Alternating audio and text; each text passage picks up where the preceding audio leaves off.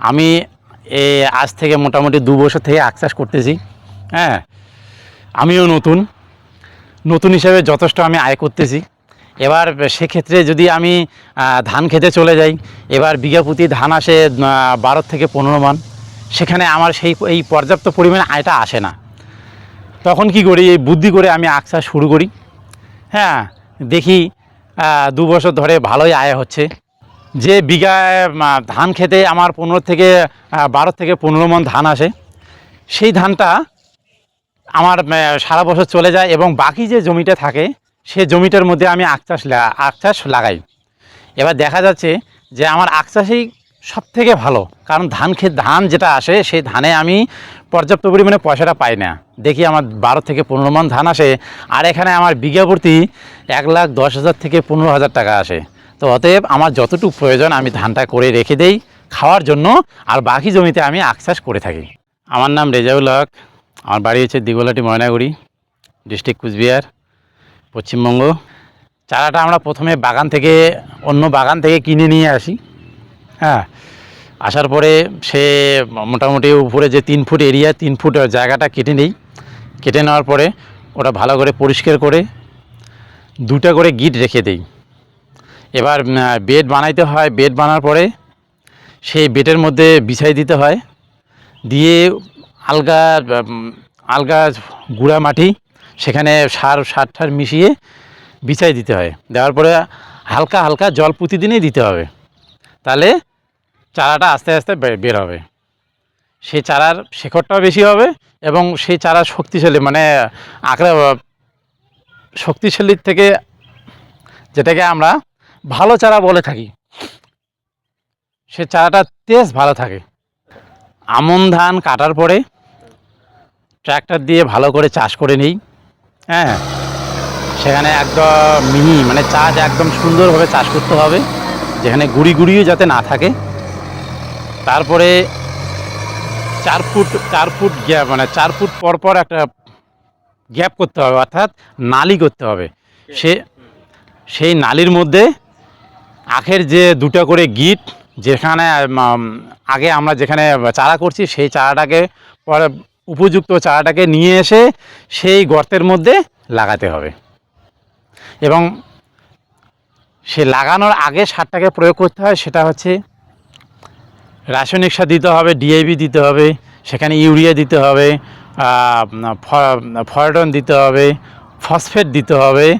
হ্যাঁ, সেখানে পর্যাপ্ত পরিমাণে গোবরটা দেওয়া জরুরি। গোবরটা পর্যাপ্ত পরিমাণে থাকলে সেখানে চারাটা ভালো হয়। চারাটা আমরা বসিয়ে নিলাম, বসার পরে 2য় দিনে আমরা পানি দিয়ে দিলাম, অর্থাৎ জল দিলাম। জল দিলে কী হবে, গাছটা যাতে কোনো ক্ষতি না হয়, বা গাছের গোড়ায় জল দিয়ে দিলাম, তাহলে গাছটা বেঁচে গেল। কোনো সেখানে তো বীজটা দিয়ে দিছি, সার দিছি, জৈব সার দিছি এবং গোবর সার দিছি, সব কিছু সার মিশিয়ে দেওয়া আছে। অতএব চারাটা যে আমরা পুঁতে দিলাম, যাতে চারাটা না মরে এর জন্য জলটা দেওয়া। চারাটা রোপণ করার ঠিক 15 দিনের মাথায় সেখানে আমরা বীজ স্প্রে করে থাকি, যেটা হামলা হোক বা অন্য কোনো শুটার বীজ হোক। তার সাথে আমরা নিম তেল ব্যবহার করে থাকি, যাতে পাতাটা তিতকো হয়ে যায়, রোগ আক্রমণ থেকে রক্ষা পায়। এবার এই চারাটা লাগানোর পরে যখন আমরা দেখি যে গাছটা আস্তে আস্তে বড় হচ্ছে, আখের গাছটা আস্তে আস্তে বড় হচ্ছে, সেখানে আমরা কি করি, যাতে চতুর্দিকে ছাগল গরু না আসে বা ছাগল গরু খেতে না পারে, চতুর্দিকে আমরা জাল দিয়ে ঘিরে দিই। প্রথম ধাপে মোটামুটি 5 দিন পর স্প্রে করতে হয়, বীজ স্প্রে করতে হয়। কারণ প্রথম চারাটা যখন ছোট থাকে তখন রোগ আক্রমণটা বেশি হয়, মাজরার উপদ্রবটা বেশি হয়। এর জন্য 5 দিন অথবা 7 দিন পর আমরা স্প্রে করে থাকি। আমরা যখন এতে স্প্রে করে থাকি, 1 সপ্তাহ পর যে স্প্রেটা করলাম, বীজটা রোগ আক্রমণ থেকে রক্ষা পেল। এবার 15 দিন পরে সেখানে আমরা জিঙ্ক বোরন একসাথে স্প্রে করে থাকি। এবার আবার 20 দিন পরে সেখানে দেখা গেলো পাতা কুঁচকে গেল, সেখানে ফাঙ্গাস জাতীয় রোগ আক্রমণ থেকে আমরা আবার সেখানেও বিষটা প্রয়োগ করে থাকি, ফাঙ্গাস ওই ধরনের স্প্রে করে থাকি। প্রথমে 1 বিঘাতে আমাদের চারা লাগে 2 থেকে 2,500।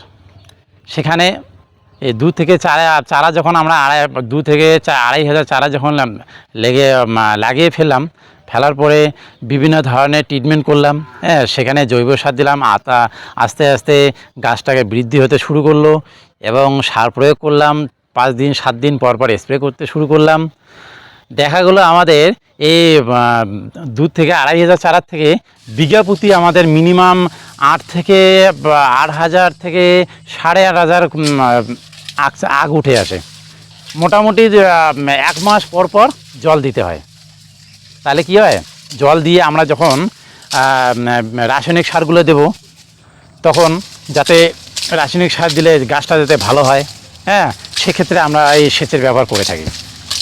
এবার শুকনো জায়গায় যখন সারটা দেব, তখন আবার সারটা কাজে লাগবে না। এর জন্য আমরা সেচের ব্যবস্থা করে থাকি প্রতি 1 মাস অন্তর অন্তর। প্রথম ধাপে যেটা আমরা বিক্রি করে থাকি, সেটা হচ্ছে প্রথম ধাপ বলতে সেখানে আষাঢ় শ্রাবণ মাসে মিনিমাম 20 থেকে 22 টাকা বিক্রি হয়। এবার যখন আমরা সেই আখটাকে যদি আমরা ফাল্গুন চৈত্র মাস অবধি রেখে যেতে পারি, তাহলে সেই আখ প্রতি আমরা 30 থেকে 35 টাকা বিক্রি করতে পারি। সেটা হচ্ছে গান্ডারি। বাকি যেটা আমাদের পিএজি, যেটা আমরা পিএজি বলে থাকি, সেটা সিঁদুর কালার আসে আখটা, এটাও গান্ডারির মতোই দেখতে হয়। সেটা আমরা মোটামুটি ধরেন 20 থেকে 25 টাকা ফাল্গুন মাস চৈত্র মাস অবধি 20 থেকে 25 টাকা বিক্রি করে থাকি। সেই আখটাকে যদি আমরা খুব যত্নের সহিত উঠাইতে পারি, সে ছোটোর থেকে যখন আমরা জ্যৈষ্ঠ আষাঢ় মাস শ্রাবণ মাস অবধি টানবো, সে আখটা যদি আমাদের ভালো হয়ে থাকে, সে আমাদের বিঘায় ধরেন খরচটা বিঘায় আমাদের আখটা পার পিস যদি আমরা 20 থেকে 20 টাকাও ধরি, 20 টাকা ধরলে আমাদের সেই 1 বিঘা আখ চাষে মিনিমাম 1,60,000 টাকা চলে আসে। আর সেই আখটাকে যদি আমরা ফাল্গুন চৈত্র মাস অবধি রেখে দেই, খুব যত্নের সহিত বাঁশ দিয়ে বা রশি দিয়ে বেঁধে রাখি, সেক্ষেত্রে আমরা সেই 1,60,000 থেকে আমরা 2 লাখে পৌঁছে যেতে পারি। আমি যে ক্ষেতটার মধ্যে দাঁড়িয়ে আছি, সেটা হচ্ছে এখনও ক্ষেতটা আমাদের ছোট, সে এখনও ম্যাচুরিটি আসে নাই।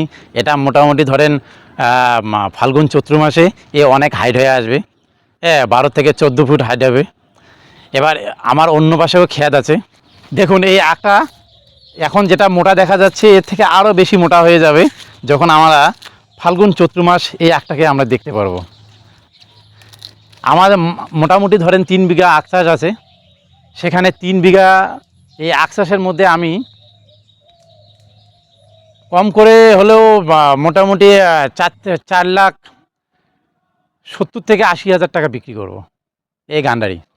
খরচ আমার এই যে গান্ডারিটাতে আছে, এই গান্ডারিটাতে আমার 3 বিঘাতে খরচ আসে বিঘা প্রতি মনে করেন 35 থেকে 40,000 টাকা খরচ আছে। এই বিঘা প্রতি যখন আমরা 40,000 টাকা খরচ করতেছি, আমার 1 বিঘাতে চলে আসতেছে, যদি আমরা 20 টাকাও ধরে থাকি, সেখানে 1,60,000 টাকা আসতেছে। সেই 1,60,000-এর যদি আমরা 40,000 টাকা, 35 থেকে 40,000 টাকা বাদ দিয়ে বাকি আমাদের থাকতেছে 1,15,000 বা 10 এরকমই থাকতেছে।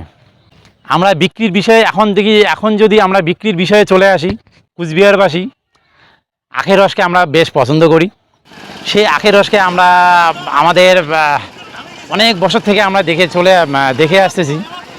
আখের রস খুব পছন্দ, আমার সবার প্রিয়, আমাদের সবারই প্রিয়। যারা আখের মেশিন নিয়ে শহরে আখের রস বিক্রি করে, তারা আমার এখান থেকে আখ নিয়ে যাচ্ছে। এবার বাইরের থেকে আসে, হ্যাঁ, দিনাটার থেকে এসে নিয়ে যায়, শীতেই থেকে আসে, গোসানির হাট থেকে নিয়ে যায়, এবার মাথাভাঙা থেকে চলে আসে। হ্যাঁ, এইভাবে আমরা আখটাকে বিক্রি করে থাকি। আমরা ধরা বিক্রি করে থাকি, 100 পিস ওই হিসাবে বিক্রি করে থাকি। আর ওরা যদি 4-5 জন মিলে আসে, তখন আমরা পুরো ক্ষেতটা ওই হিসেবে যে আখটা বার হয়ে আসে, সেটা ওই হিসাবে পার্সেন্টেজ করে ছেড়ে দিই। দেখুন, আমার আর একটা কথা বলতে হচ্ছে, যে ভাইরা নতুন উদ্যোক্তা, মনে করো যারা অন্য কৃষিকাজে লিপ্ত, সবজি করতেছে বা অন্যান্য কাঁচা সবজিগুলো চাষ করতেছে, সেক্ষেত্রে বলতেছি তারা যদি লস খেয়ে যান, তাহলে আমি যে আখটা চাষ করে লাভবান হচ্ছি, আপনারাও চলে আসুন, হ্যাঁ, সেখানে আখটা লাগিয়ে নিন, দেখবেন সবজির থেকে দ্বিগুণ মুনাফা আসে এখান থেকে। আপনারা একটু এগিয়ে আসুন, আখ চাষ করার জন্য আগ্রহী হয়ে যান। হ্যাঁ, যোগাযোগের জন্য আমরা আছি। হ্যাঁ, সবসময় আমরা আপনাদের সাথে আছি। এবং এই আখ চাষটা করতে গেলে কিন্তু প্রচুর পরিমাণে পরিশ্রম আছে, সেটা পরিশ্রম করতে হবে। এর জন্য পরিশ্রমের ফলেই মুনাফাটা চলে আসে। দেখুন, সবজি খেতে যে পরিশ্রমটা আসে, সেখান থেকে আমরা যদি পরিশ্রমটা একটু বাড়িয়ে দেই, তাহলে ওখান থেকে আখ চাষ থেকে আমাদের প্রচুর পরিমাণে মুনাফা চলে আসবে। এটা একটু চিন্তা ভাবনা করবেন। যদি আপনারা আমার কথায় আগ্রহী হয়ে থাকেন বা ভাবছেন যে না, আমার কথাগুলো শুনে আপনারাও আখ চাষে এগিয়ে আসবেন, সবজিকে না করে এগিয়ে আসবেন, সেক্ষেত্রে আমার নাম্বার স্ক্রিনে দেওয়া থাকলো, বা আমার নাম্বার আমি বলে দিচ্ছি, 9933660397। এই নাম্বারে শুধু মেসেজে যোগাযোগ করবেন, আমি অবশ্যই হেল্প করব আপনাকে আপনাদের চারা দেওয়ার জন্য। এবার চারা দিয়ে দিলাম, সেক্ষেত্রে যদি আপনারা এই চারা রোপণের সময় যদি কোনো সমস্যার সম্মুখীন হয়ে থাকেন, তাহলে আমার এই নাম্বারে যোগাযোগ করবেন। আমি যথাসাধ্য আপনাদের উপকারে যাতে আসতে পারি সে চেষ্টা রাখবো।